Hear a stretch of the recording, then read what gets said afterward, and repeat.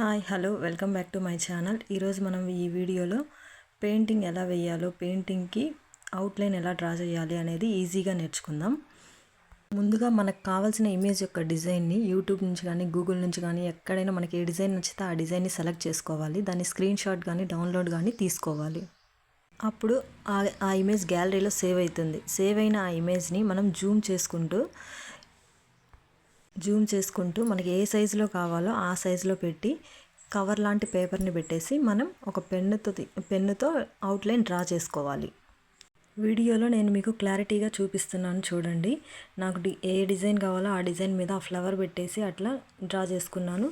అది కొంచెం స్క్రోల్ చేసుకుంటూ ఆ డిజైన్ వెంబడి అట్లాగే అదే సైజులో మనం డ్రా చేసుకుంటూ వెళ్ళిపోవాలి.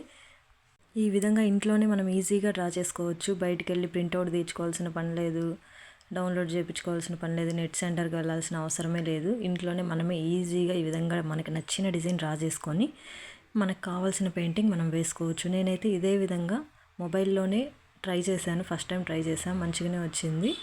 అవుట్లైన్ గీసుకొని పిల్లల పేపర్స్ ఉంటాయి చూడండి, బుక్స్కి వేసే అట్టలో ఆ కవర్ పేపర్ తీసుకున్నాను. ఆ కవర్ మీదనే పెన్నుతో అవుట్లైన్ డ్రా చేసుకొని మొబైల్ని అట్లా స్క్రోల్ చేస్తూ పెన్నుతో అవుట్లైన్ డ్రా చేసుకొని డిజైన్ రెడీ చేసుకున్నాను.